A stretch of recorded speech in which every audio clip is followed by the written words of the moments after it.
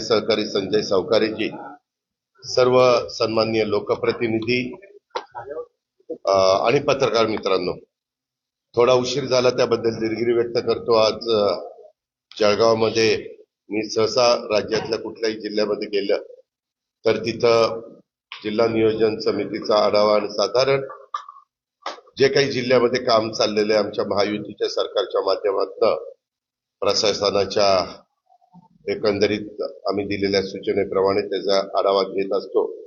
आज मी इथं आल्यानंतर इथले आयुष प्रसाद म्हणून जिल्हाधिकारी आहेत, त्यांनी मला साधारण इथलं डीपीसीचं काम असेल, केंद्र सरकार राज्य सरकारनी तो निधी देतात, उदाहरणार्थ पर्यटन विभागाचा निधी असेल किंवा जलसंपदा विभागाचा निधी असेल, अशा वेगवेगळ्या विभागाच्या निधीचा विनियोग पीडब्ल्यूडीचा असेल, अतिशय चांगल्या प्रकारे इथं केलेला मला तरी पाहायला मिळालं। त्याबद्दल मी सुरुवातीलाच आपले पालकमंत्री गुलाबराव पाटील, तसंच कलेक्टर आणि सगळे आमचे मंत्री महोदय, गिरीशजी, संजयजी, बाकीच्या सगळ्या सहकाऱ्यांचं मी कौतुक पण केलेलं, अभिनंदन केलेलं, आताही त्या निमित्तानं त्यांचं कौतुक आणि अभिनंदन करतो। इव्हन महिला आणि बाल विकासचे पण जे काही कामं इथं झालेली आहेत, ती पण इमारतीचा एकंदरीत जो काही दर्जा आहे, किंवा आता तुम्ही आतमध्ये बसत असताना आम्ही लोकांनी जाऊन वर डीपी जिल्हा नियोजनचं ऑफिस जे आहे त्याचं उद्घाटन आम्ही केलं, ते पण अतिशय व्यवस्थितपणे, म्हणजे काम करत असणाऱ्या अधिकारी, कर्मचारी, क्लार्क ह्या सगळ्यांना तिथं समाधान मिळालं पाहिजे, त्यालाही आपण ड्युटीवर असताना 8 तास तिथं थांबलं पाहिजे, अशा प्रकारचं एकंदरीत वातावरण चांगलं असल्यानंतर एक कामामध्ये उत्साही त्यांच्या राहतो आणि कामाचा उरक पण होतो। आणि प्रशासन, विशेषतः आमचे मुख्यमंत्री देवेंद्रजी, एकनाथरावजी, हा सगळ्या आमच्या सर्वांचं मत जे आहे, लोकाभिमुख कारभार आपल्या महायुतीच्या सरकारचा झाला पाहिजे, अशा प्रकारचं चित्र उभारायला निश्चितपणे मदत होत असते। आज आमच्या गुलाबराव पाटलांनी जिल्ह्याच्या वतीने, इथं आता 11 विधानसभा आमदारांचा जिल्हा आहे, जवळपास 2 खासदार आहेत, आणि त्याच्यावर त्यांच्या सगळ्यांच्या वतीनं त्यांनी भूमिका मांडली की 29 शहीद जवानांच्या स्मारकाच्या करता आम्हाला डीपीसी मधनं साधारण 4.5 कोटी रुपये खर्च करायचे। तर ते आमचे जे नियम आहेत खर्च करायचे, त्या नियमात ते बसत नाही, पण राज्याच्या नियोजन विभागाला, त्या खात्याच्या मंत्र्याला विशेष बाब म्हणून तो अधिकार वापरता येतो, आणि त्याच्यावर त्यांनी जी काही मागणी केलेली आहे ते मी राज्याचा नियोजन मंत्री या नात्याने ती मान्य करतो, आणि तशा प्रकारचे वर आदेश उद्याच आमचे देवरा म्हणून एसीएस आहेत त्यांना देतो। कारण जे शहीद जवान आहेत, ज्यांनी तुमच्या माझ्या देशाचं संरक्षण करत असताना ते धारातीर्थ तिथं झालेले आहेत, शहीद झालेले आहेत, असे क्वचित एखाद्या गावातल्या एखादी जवान असतो, आणि त्या गावातल्या लोकांना देखील वाटतं की ह्याचं जवानाचं शहीद झालेल्याचं स्मारक झालं पाहिजे, आणि त्याच्यामुळं ते स्मारक करण्याची पूर्ण जिल्ह्यातनं 29ची मागणी आहे ती मी मान्य केलेली आहे। मी त्या सर्व शहीद जवानांना भावपूर्ण श्रद्धांजली अर्पण करतो, त्यांना विनम्र अशा प्रकारचं सर्वांना अभिवादन पण करतो। 3 वर्षापूर्वी मी जळगावला बैठकीच्या वेळेस आलेलो होतो, त्यावेळेस जी काय मी आढावा घेतलेला होता त्यावेळेस सूचना केली होती, आज त्याच्यामध्ये विस्तारित नियोजन भवनात बैठक घेण्याचा योग आला। मागे मी सांगितलेलं होतं की अशा पद्धतीने करा, कारण आम्ही अलीकडं महायुतीच्या सरकारने आमचं जिल्हाधिकारी कार्यालय, आमचं जिल्हा परिषदेचं कार्यालय, आमचं प्रशासकीय कार्यालय, अशा ज्या काही इमारती असतात त्या चांगल्या असाव्यात, तिथं व्यवस्थितपणे नागरिकांना यायला जायला, बसायला, त्यांचे प्रश्न सोडवायला तिथं सुविधा असावी, ह्या सगळ्या गोष्टीचा विचार करता हे सगळं उभं राहत आहे, आणि महाराष्ट्राचं चित्र आज बदलत चाललेलं आहे। पूर्वीच्या बऱ्याच जुन्या गोष्टी त्या आता आउटडेटेड झालेल्या आहेत, बरेच वर्ष त्या गोष्टीला झालेले आहेत। आपण बघितलं, परवाच 79वा स्वातंत्र्य दिन आपण साजरा केला, आणि त्याच्यामुळे इतके वर्ष देशाला स्वातंत्र्य मिळून झाली, आपल्या राज्याला 60 साली राज्याची निर्मिती झाली, त्या गोष्टीला जवळपास 65 वर्ष आज झालेली आहेत।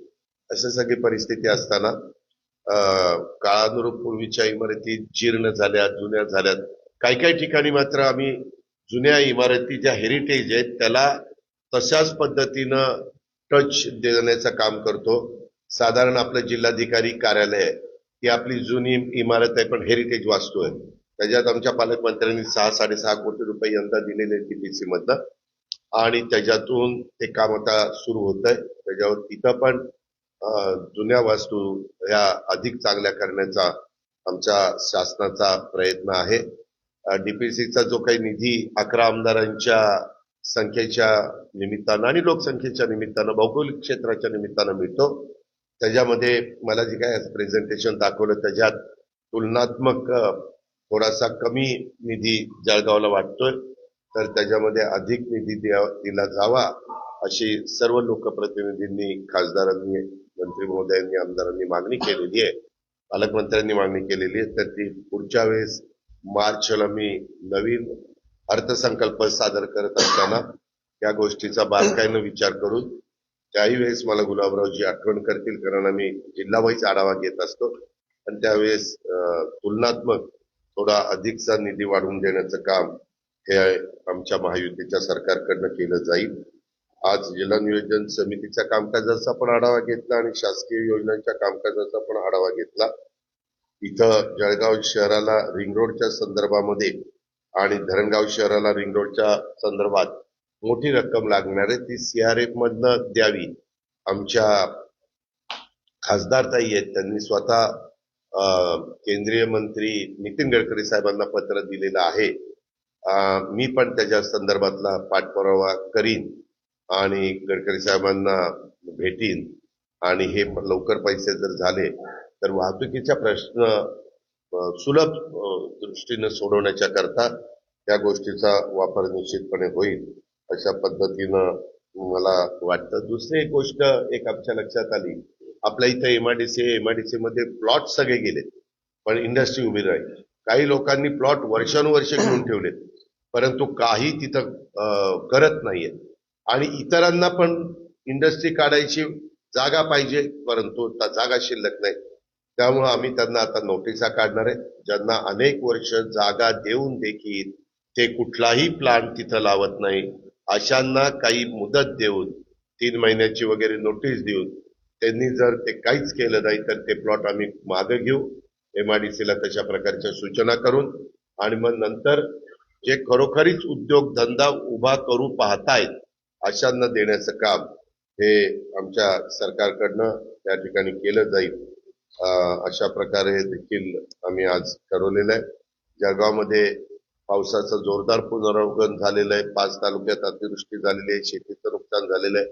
त्याबद्दल जिल्हाधिकाऱ्यांचा पंचनामे करण्याच्या बद्दलच्या स्पष्ट सूचना दिलेल्या आहेत. आमच्या स्टँडिंग ऑर्डर आहेत. एसडीआरएफ एनडीआरएफच्या बद्दल काय नॉर्म्स असतील त्या प्रकारे 65 मिलीमीटरच्या पुढे पाऊस झाल्यानंतर काय वगैरे वगैरे त्या प्रकारे सगळी कारवाई त्या बाबतीमध्ये होईल. आमच्या तिन्ही मंत्री महोदयांचं आणि बाकीच्या सहकारी लोकप्रतिनिधींचं पण तिथं बारकाईनं लक्ष आहे आणि जिल्हाधिकाऱ्यांनी पण सूचना दिलेल्या आहेत. खाली पंचनामे हे आजच सुरू त्या ठिकाणी होतील. अशा प्रकारे इतर पण बऱ्याच काही गोष्टीची चर्चा झाली पण एकंदरीत या सगळ्या प्रश्नाची ओळख करून कुठले प्रश्न मंत्रिमंडळाच्या निमित्तानं तिथं घेतले गेले पाहिजेत. उदाहरणार्थ एमआयडीसी आपले उद्योगधंदे उभे राहतात त्यावेळेस मराठवाडा विदर्भाला विजेमध्ये सवलत दिलेली परंतु तशा प्रकारची सवलत आमच्या उत्तर महाराष्ट्रात धुळे नंदुरबारला मिळाली पण जळगावला मिळालेली नाही. तर जळगावचा पण त्याच्यामध्ये अंतर्भाव केला जावा ही त्यांची मागणी आहे. लोकप्रतिनिधींची ही रास्त आहे आणि त्याच्यावर मी पण कॅबिनेटला मुख्यमंत्री महोदयांना बाकीच्या सहकाऱ्यांना सांगेन की आपण जळगाव म्हणजे धुळे आणि नंदुरबार घेतलंय संपूर्ण मराठवाडा विदर्भ घेतलाय तर राहिलेल्या उत्तर महाराष्ट्रातल्या 3 जिल्ह्यामध्ये जळगाव पण घेतला गेला पाहिजे आणि तसं घेण्याच्या बद्दल आम्ही आग्रही मागणी करून ती मुख्यमंत्र्यांच्याकडनं मंजूर करू. बोला बोला.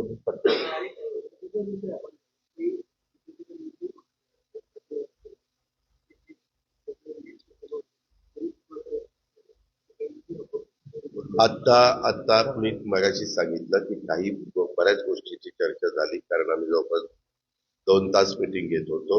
हा मुद्दा देखील पालकमंत्र्यांनी सर्व जिल्ह्याच्या वतीनं मांडलेला आहे आणि त्याच्याबद्दलची पण नोंद आम्ही त्या बाबतीमध्ये घेतलेली आहे.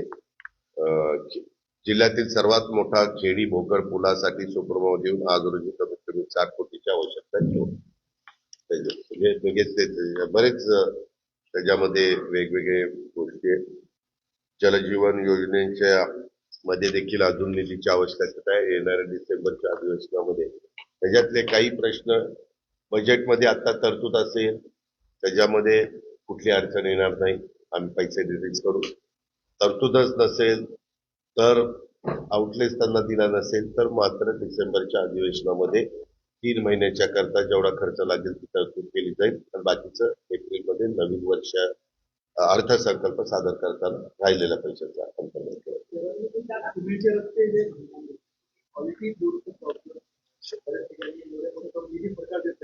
क्वालिटीच्या संदर्भामध्ये कमिटी असते, स्क्वॉड असतं, ते टेस्ट केलं पाहिजे. जर कॉन्ट्रॅक्टर खराब काम करत असेल तर त्याला ब्लॅकलिस्टला टाकलं पाहिजे. हे तर सूचना सरकारच्या आहेतच. दादा मुख्यमंत्री लाडकी बहीण योजना आता लाडकी योजना सुरू करण्याचा आहे आणि एकनाथ शिंदे रविवारी कोण करत? एकनाथ शिंदे मी तुम्हाला सांगू का पत्रकार मित्रांनो, की कुठंतरी सूत्रांच्या माहितीनुसार ते जरा बंद करा. हे आम्हाला जी माहिती असते ती आम्ही देतो.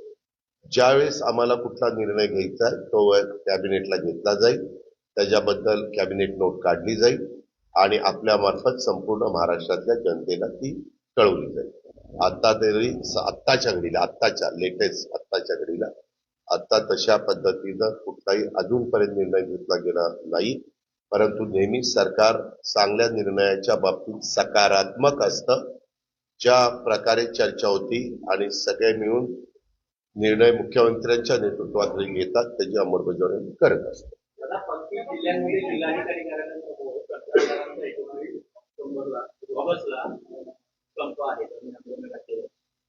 आता मला तोही मुद्दा काढला. आता 4,600 किती कोटी 4,600 कोटी रुपये रिलीज केलेले आहे. मी मुंबईला गेल्यानंतर उद्याच्याला पुन्हा आढावा घेऊन आता इथल्या आमच्या एसीनी सांगितलं की इथं अजून ऍडिशनलचे 300 कोटी रुपये तातडीने पाहिजे, तर तशा पद्धतीने ते पैसे रिलीज केले जातील आणि कुठल्याही परिस्थितीत कुठल्या कामावर परिणाम होणार नाही याबद्दलची काळजी खबरदारी महायुतीचं सरकार म्हणून आम्ही घेऊ.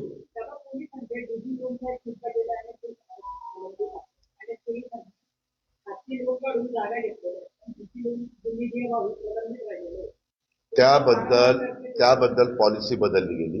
मागे एकदा वेगळी पॉलिसी होती, नंतर पुन्हा वेगळी पॉलिसी आली, पुन्हा ती बदलली गेली. असं 2-3 वेळेला झालेलं आहे. हे खातं आमच्याच राज्याच्या मुख्यमंत्री महोदयांच्याकडे आहे. मुख्यमंत्री महोदय जशा सूचना देतील तशा प्रकारची कारवाई केली जाईल. त्याबद्दलची कारवाई केली जाईल. तो काय पोलिसांचा घरातला आहे म्हणजे रिलेटिव्ह आहे का?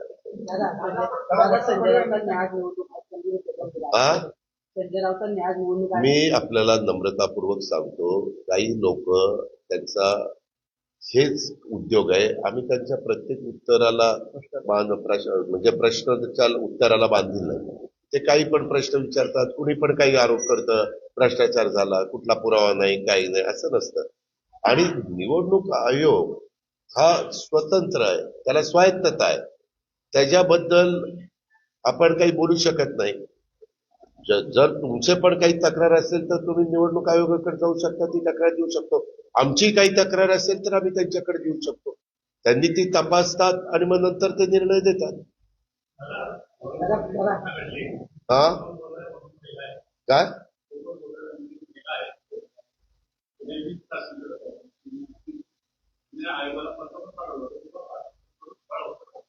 कुणाकडनं मला एक सांगावं पत्रकार, हे आज 13-14 कोटी जनता आहे. नाही मग ते त्याच्याबद्दल आम्ही माहिती घेतो. त्या पत्राची आत्ताच मला पण सगळ्या गोष्टी काही तोंडपाठ नसतात. त्याच्यामध्ये आपण माणुसकी दाखवण्याचं काम करत असतो. महिलांच्या बाबतीमध्ये फार बारकाईनं महिला, त्यांचा मान सन्मान, प्रतिष्ठा, त्यांचं सुरक्षितता, या सगळ्या गोष्टीला अग्रक्रम देश पातळीवर पण देतो, राज्य पातळीवर पण देतो. आम्ही त्याच्याबद्दल एसपींना त्या ठिकाणी सांगू असं काही झालंय का, आणि झाला असेल तर जे कोणी दोषी असेल त्यांच्यावर कारवाई करण्याच्या सूचना. कोण काय मी आपल्याला सांगू का, लोकसभेच्या निवडणुका झाल्या त्यावेळेस आमचे 48 पैकी 17 निवडून आले खासदार आणि 31 पराभूत झाले. आम्ही कधी महायुतीचे जे घटक आहोत त्यांनी एकाने तरी कुणाला दोष दिलाय का? शेवटी जनता जनार्दन हे संपूर्ण त्यांचा अधिकार आहे.